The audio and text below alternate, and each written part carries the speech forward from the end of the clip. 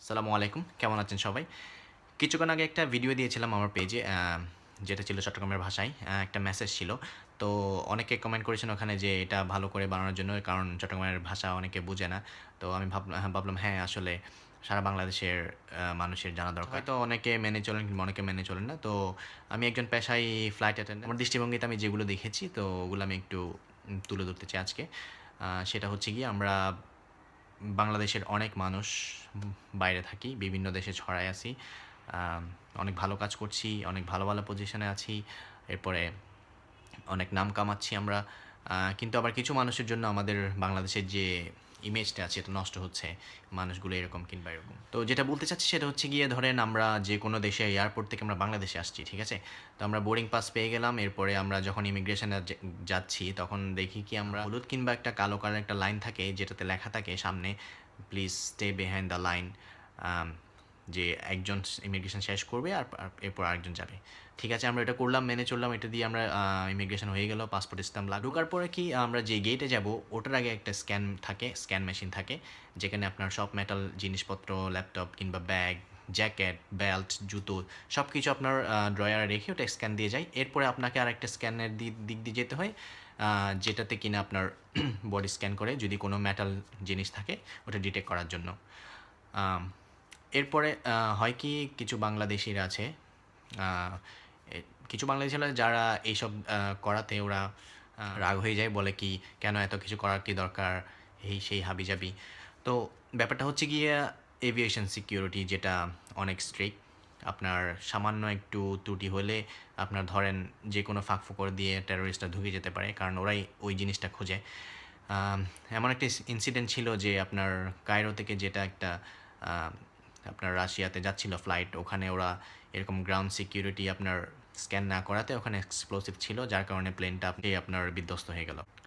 তো এই জিনিসটা আমাদের জানা দরকার যে সিকিউরিটির বলতে একটা জিনিস আছে। তো এটা আমরা সকলে মেনে চলার চেষ্টা করব। আম এরপর আরেকটা হচ্ছে গিয়ে ঠিক আছে, আমরা সব কিছু স্ক্যান হয়ে গেল। এবারে আমরা যখন প্লেনে ওঠার জন্য ওয়েট করছি যে ওয়েটিং এরিয়াতে, এরপরে ধরেন প্লেনে বোর্ডিংয়ের জন্য ডাক দেয় যে এত নাম্বার থেকে এত নাম্বারে সবাই আসুন। কিন্তু সেই সময় হয় কি আমরা সবাই একসাথে হুড়োহুড়ি করে একজনের সাথে একজন, মানে কার আগে কে যেতে পারবে এটা। কিন্তু না, জিনিসটা হচ্ছে গিয়ে আপনার সিট নাম্বার আছে, বোর্ডিং পাস আছে। আপনি গিয়ে সিটে বসতে পারবেন, সমস্যা নেই, আপনার সিট থাকবে, কেউ নিয়ে যাবে না। কিংবা আপনি যদি এয়ারপোর্টে থেকে যান আপনাকে খুঁজে ওরা তারপরে প্লেনে তুলবে, আপনাকে ছাড়া যাবে না। তো কথা হচ্ছে তাড়াহুড়া করার এখানে কোনো নেই। ওই জিনিস একটু খারাপ। আপনার এখানে রুলস আছে, নিয়ম আছে, সুন্দর করে যান, আস্তে, আস্তে যান, সমস্যা নেই। আ এরপরে ঠিক আছে, ওটা হয়ে গেল। আমরা এবার গেলাম কি আপনার প্লেনে উঠলাম, ঠিক আছে। তো কিছু মানুষ আছে আমাদের আ বাংলাদেশ, তারপরে ইন্ডিয়া, নেপাল এই জিনিসগুলো এগুলো বেশি হয় ওখানে। বিশেষ করে বাংলাদেশের মানুষরা বেশি করে। আম আমি আবার সবাইকে বলছি না, যারা কিছু, কিছু মানুষ আছে যারা করে কি আপনার ওনার সেলফোনটা নিয়ে ভিডিও স্টার্ট করে দিল। এরপরে মুখের সামনে এসে ছবি তোলা স্টার্ট করলো কিংবা ভিডিও করছে। তো এই জিনিসটা ধরেন আমি আপনাকে চিনি না কিংবা আমি অপরিচিত। আমি একজন ক্রু, আপনি একজন প্যাসেঞ্জার এসে আমার সামনে মোবাইলটা ধরলেন, ছবি তুলছেন। একে তো করছেন কি আমার পারমিশন নেননি। দ্বিতীয়ত হচ্ছে এটা একটা কমন সেন্সের ব্যাপার, যেটা হচ্ছে গিয়ে আপনি একজনের ছবি তুলবেন কোনো পারমিশন ছাড়া। এটা তো হতে পারে না। আরেকটা হচ্ছে গিয়ে অনেকে করে এটা বেশিরভাগ মেয়েদের ক্ষেত্রে। ধরেন কোনো একটা ফরেনার মেয়ে দেখলো কিংবা ক্রু দেখলো, ওরা ছবি তোলা স্টার্ট করে দিল। হ্যাঁ, জানি, কিন্তু আপনি চাচ্ছেন কি আপনি ছবি তুলে আ আপনি বাংলাদেশে দেখাবেন আপনার ফ্যামিলিদেরকে। বাট জিনিসটা তো আরেকটা সেন্সে হতে পারে কি, হ্যাঁ, উনি একটা মহিলা, উনি চাচ্ছেন না উনার ছবি কেউ দেখুক। ঠিক আছে? এরপর আরেকটা হচ্ছে গিয়ে আমরা সিটে বসলাম, ঠিক আছে? এরপরে সিটে বসার পরে আমরা করি কি অনেকে আ ফোনে কথা বলা স্টার্ট করি। যেটা হচ্ছে টোটালি ঠিক না। কারণ এই যে আপনার ধরেন একটা প্লেনে অনেকজন মানুষ থাকে। আম যে ফোনের যেটা ফ্রিকোয়েন্সি আছে, আপনারা কথা বলছেন অনেকে, ঠিক আছে।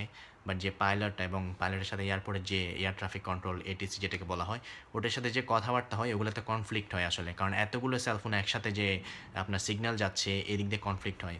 তো একসময় হলো কি এরকম, একটা ইনসিডেন্ট ছিল যে ক্যাপ্টেন নিজে বলল কি সবার ফোন অফ করার জন্য। কারণ উনার যে ট্রান্সমিশন যেগুলো কথাবার্তা যেগুলো বলছে এটিসির সাথে, ফুয়েল কতটুকু, প্যাসেঞ্জার কতটুকু নিতে হবে। তো এইগুলোতে আপনার সমস্যা হচ্ছে। তো আমরা এয়ারপোর্টে আসছি, ঠিক আছে? ৩ ঘন্টা সময় পাই, ওয়েটিং রুমে বসে থাকি। তো আমরা একটা কাজ করলে হয়, আমরা যে কথাবার্তা বলে ফোনটা ফ্লাইট মোডে অথবা অফ করে দিলে হয়ে যায়। কিংবা ফ্লাইট মোডে রাখলে সমস্যা নেই। এরপর আরেকটা হলো গিয়ে আমরা ধরেন সিটে বসেছি কিন্তু সিট বেল্ট লাগাতে চায় না অনেকে, বলে কি কী হবে সমস্যা নেই। কিন্তু যে টেক অফের সময় এবং ল্যান্ডিংয়ের সময় যে প্লেনের স্পিডটা থাকে ওটা যদি কোনো রিজেক্ট টেক অফ হয় তাহলে আপনার অবস্থা শেষ, কারণ এটা অনেক স্পিড থাকে। যদি সিট বেল্টটা না লাগান তাহলে আপনি ফুটবলের মতো ঘুরে কোথায় যাবেন এটা আপনিও জানেন না। তো নিজের নিরাপত্তার দিকে খেয়াল করে সিট বেল্টটা লাগানো দরকার। বিমানে কোনো অবস্থাতে ধূমপান করা যাবে না, কিন্তু আমাদের ঢাকা কিংবা চট্টগ্রামের যে ফ্লাইটগুলো থাকে ওখানে বেশিরভাগ হয় একজন না একজন প্রতিটা ফ্লাইটে ধূমপান করেই থাকে, এতবার বলার পরেও ধূমপান করে থাকে। ওটা হচ্ছে গিয়ে আপনার ধরেন 35,000 ফিট, যেটা এত উপরে ধরেন আপনি ধূমপান করলেন, বাই চান্স ওখানে আগুন লেগে গেল, এখন ওখান থেকে নামতে নামতে 20 মিনিট তো লাগবে, কিন্তু ততক্ষণে যে এয়ারক্রাফট জিনিসটা এত ফ্লেমেবল যে সঙ্গে সঙ্গে এটাতে ফায়ার ধরে কিংবা এক্সপ্লোড হয়। জিনিসটা একটু চিন্তা করে আপনার ধূমপান কয়েক ঘন্টার জন্য না করাটাই বেটার। ধূমপান এখন টোটালি প্রহিবিটেড যে কোনো এয়ারলাইন্সে। আগে হয়তো ছিল, আগে করতে পারতো, বাট এখন আর করা হয় না। এটা ল করে দিয়েছে, এখন আর ধূমপান করা যায় না।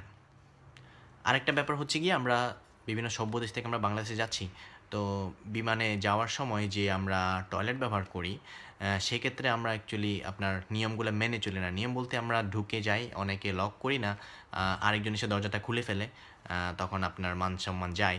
যাক, এরপরে আরেকটা হলো কি আপনার ফ্লাশ করা নিয়ে। আমরা কাজ সেরে চলে আসি, ফ্লাশটা করি না। কিন্তু আপনি যে ধরেন আমরা যে সভ্য দেশ থেকে আসছি ওখানে তো বাথরুম ছিল, আমরা তো ইউজ করেছিলাম, তো ওখানে আমরা ফ্লাশ করছি, তারপরে আপনার টিস্যু জায়গা মতো ফেলেছি। বাট অনেক সময় হয় কি বিমানের ফ্লোরে আপনার টয়লেটের ফ্লোরে সবগুলা টিস্যু এলোমেলো, এক গাদা টিস্যু, তারপরে পানি টানি ফেলে একটা অবস্থা। আসলে যেটা দেখতে অনেক আনহাইজেনিক লাগে। আপনার টিস্যুর রাখার জায়গা আপনি খুঁজে পাচ্ছেন না, আপনি কমোডে ফেলেন, সমস্যা কোথায়? ফ্লাশ করে দেন। বাথরুমের জিনিসটা গেল। এরপর হলো গিয়ে আমরা সিটে অনেক সময় বসে থাকি, অনেক ফ্রেন্ড থাকে কিংবা পাশের মানুষজনের সাথে আমরা অনেক লাউডলি কথা বলি। তো হয় কি অনেকজনে আপনার ফ্লাইটে অনেকজনে হয়তো কথা বলেন না, ওনারা অনেক টায়ার্ড কিংবা জেগে ছিল রাতভর, তো ফ্লাইটে এসে ওনারা ঘুমাতে চায়। তো অনেকে হয় কি অনেক হাসি ঠাট্টা করে কিংবা আওয়াজ করে শব্দ করে। এরপর অনেকে করে কি আপনার মোবাইল ফোনে লাউডলি আপনার যে গান চালায়, ভিডিও চালায় এগুলা। তো আপনি করেন, ঠিক আছে, আস্তে কথা বলেন কিংবা হেডফোন লাগিয়ে আপনি শুনেন, আপনার সবাইকে শোনানোর তো দরকার নেই। আরেকটা হচ্ছে গিয়ে যখন আমরা টাচ ডাউন করে, যখন প্লেন কিংবা চিটাগং কিংবা ঢাকাতে আমরা ল্যান্ড করলাম, সঙ্গে সঙ্গে অনেক লোক কী করে দাঁড়িয়ে যায়। আসলে যে জিনিসটা সম্পূর্ণভাবে ভুল। কারণ হচ্ছে গিয়ে ল্যান্ডিংয়ের সময় প্লেনটাতে অনেক স্পিড থাকে, বাই চান্স আপনার ওদের ব্রেক করতে হলো কিংবা হার্ড ব্রেক হলো কিংবা ল্যান্ডিংয়ের টাচ ডাউন করে আবার ফ্লাই করলো, ওই সময় জিনিসটা আসলে অনেক ভয়াবহ। আপনি জানেন না আপনি কোথায় যাবেন, আপনার হাত পা কোথায় থাকবে এটা আপনিও জানেন না। এরপরে তখন আমাদের করা উচিত যে সিট বেল্টটা লাগিয়ে বসা, যতক্ষণ না পর্যন্ত প্লেনটা সম্পূর্ণভাবে না থামে এবং সিট বেল্ট সাইন যেটা থাকে উপরে আপনার ওটা বন্ধ না হয়। অনেকে করে কি আপনার উঠে আপনার ব্যাগ ট্যাগ নামানো শুরু করে, যে আইল যেটা থাকে সিটের মাঝখানে, সেটা হচ্ছে কি আপনার কোনো এমার্জেন্সিতে সবাই বের হয়ে যাওয়ার জন্য তাড়াতাড়ি। প্লেন থামে গেলে তো সমস্যা নেই, তো কোনো এমার্জেন্সি নেই।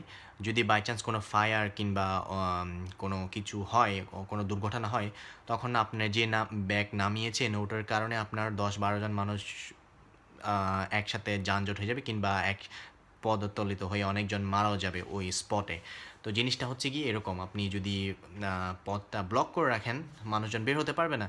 তো ব্যাপারটা হচ্ছে কি আপনার সবাই আপনার প্লেন থেমে গেল, তারপরে আস্তে ধীরে নামেন, সমস্যা নেই। 10 মিনিট দেরি করে যান, 20 মিনিট দেরি করে যান, 1 ঘন্টা দেরি করে যান, বাংলাদেশে তো এসে গেছেন, আলহামদুলিল্লাহ সুস্থ মতো তো এসে গেছেন, 1 ঘন্টা হলে দেরি করে যান, সমস্যা কোথায়? এরপর আরেকটা বিষয় হচ্ছে ধরেন যে আপনি সিটে বসলেন, আপনার সামনে ট্রে টেবল আছে, অনেকে খুলে ল্যাপটপ রাখে কিংবা জিনিসপত্র রাখে, তো ওইটা টেক অফের আগে ওইটা বন্ধ করতে হয়, যে সিট যেটা বাঁকা করে রাখছেন ওইটাকে সোজা করতে হয়। কারণ হচ্ছে গিয়ে কোনো ইমার্জেন্সিতে আপনি নিজে বের হতে পারবেন না, ওই যে ট্রেটা খোলা ছিল ওই জন্য আপনি নিজেই বের হতে পারবেন না। এরপরে যে সিট বাঁকা করে রেখেছেন, পেছনের যে সারির যারা লোকরা আছে আপনার সিটের জন্য, ওরা বের হতে পারবে না। তো টেক অফ এবং ল্যান্ডিংয়ের সময় এই জিনিসটা করা দরকার। আপনার এই জন্য ট্রে বন্ধ করা এবং সিট বেল্টটা সোজা রাখা।